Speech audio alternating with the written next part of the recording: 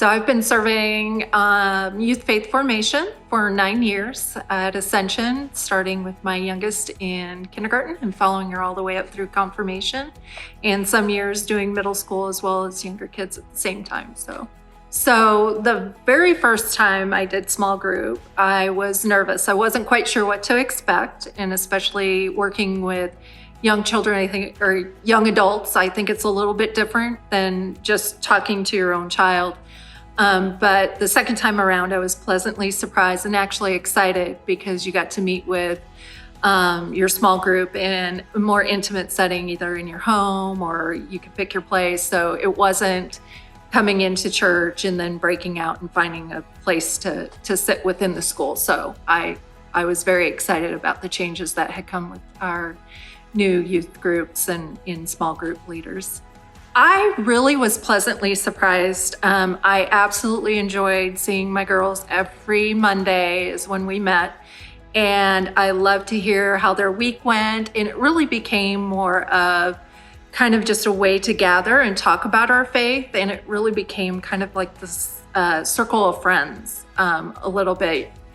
Because all the girls went to school together. There was a lot of commonality, and we talked about what happened at school that day. And a lot of that led into some of our lessons. And it was really fun to see them go through this faith journey as they were becoming confirmed. And a lot of those meetings were really about where they were in their faith and where they were in their faith journey, what they might be wanting to learn or know, or what they wanted to talk about to kind of dig into their faith. So I allowed those conversations to kind of lead into what our youth group was talking about. So I was really pleasantly surprised and actually look forward to it every Monday.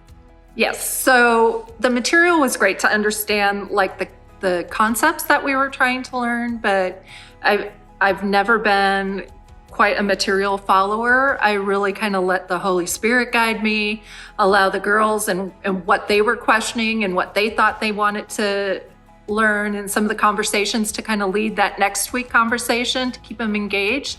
But the material was good so that I kind of understood the concepts that they needed to learn and really help reinforce some of the things that we were talking about. So having that material is great, but as the time went on, I started to not rely on it near as much and allowed our conversations to then kind of build off each other week after week.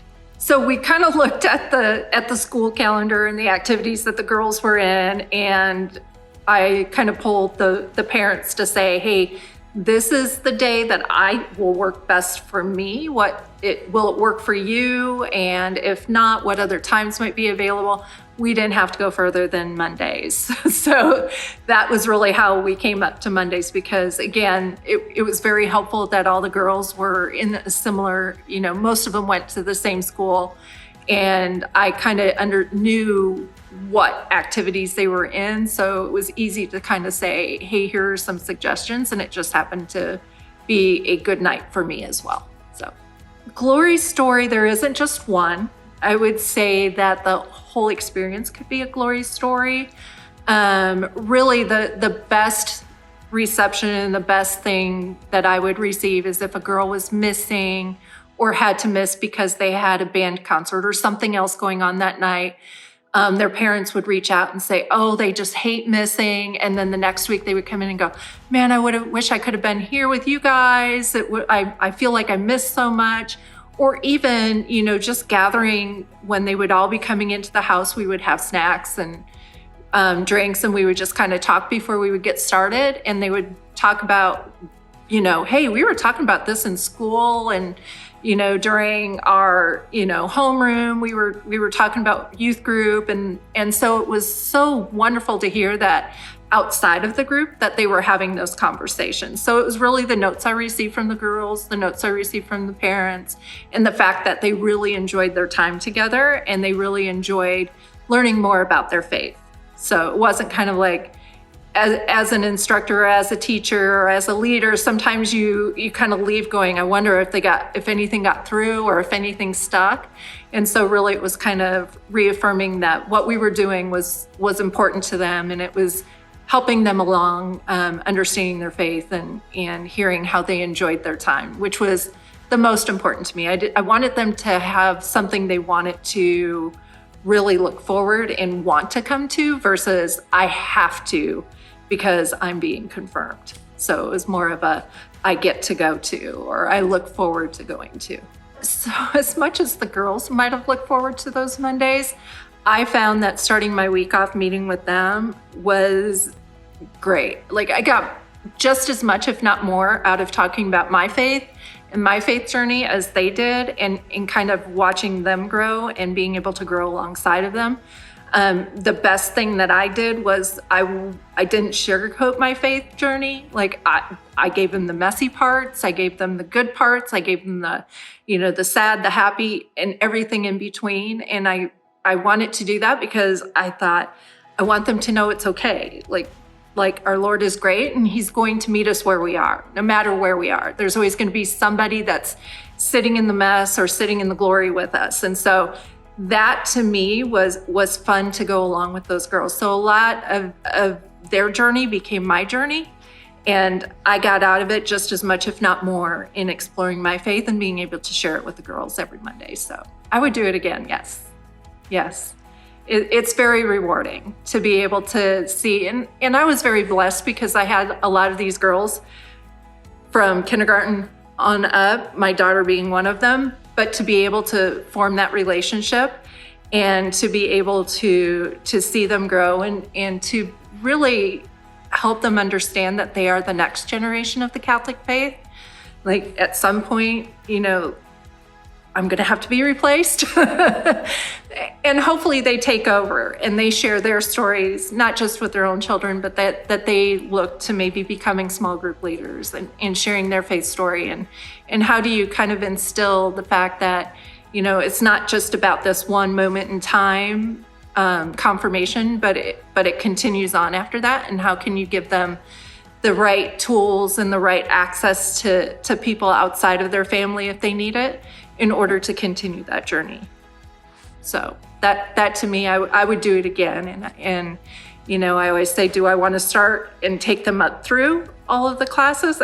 I don't know if I'm ready to do that again, but I do enjoy being able to lead a small group of young women and see their faith grow throughout the year. So I would do it again.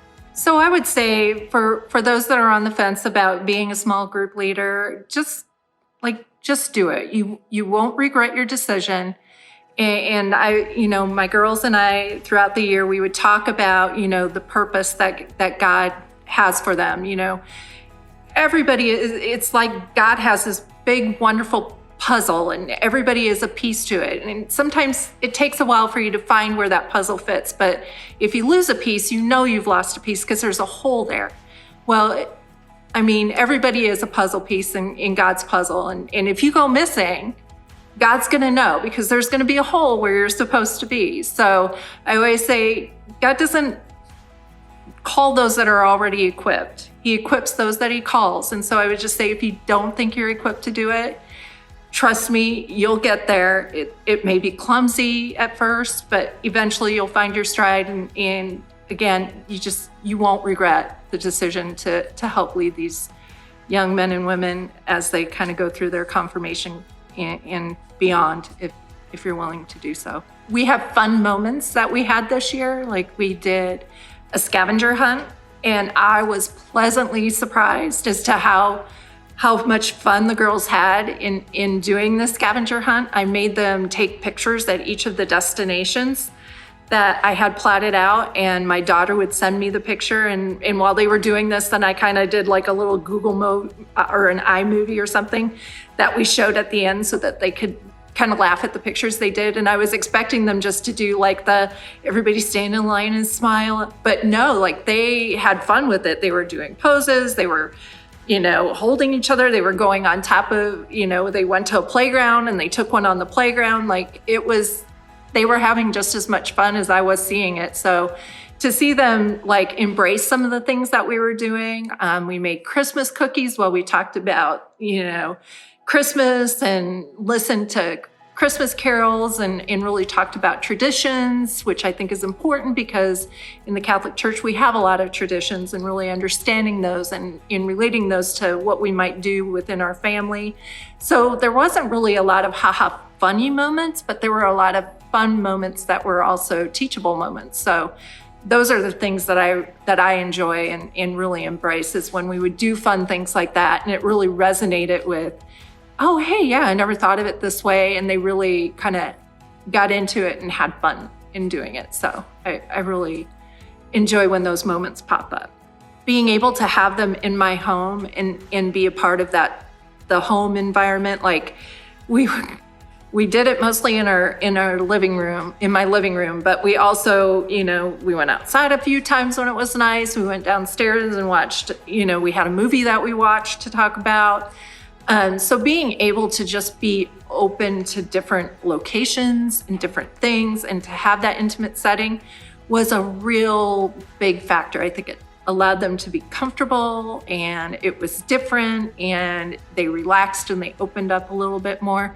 I mean, I had a great group of girls. Like, I won the lottery, I think. I'm sure everybody would say that, but I think I won the lottery with the group that I had. So they were fun, they were open to learning, they were open to exploring their faith, and I think that made it so much more meaningful to everybody. So I hope you have an overabundance of people who want to be small group leaders, because I know it's scary, and you think about how you're going to relate to these young people, but it's so easy, that's so relatable, and your story is just as meaningful no matter whether or not you think you're going to relate to them. So, I mean, I hope, like I said, I hope you have an overabundance of people that want to volunteer, because it's worth it. It really is.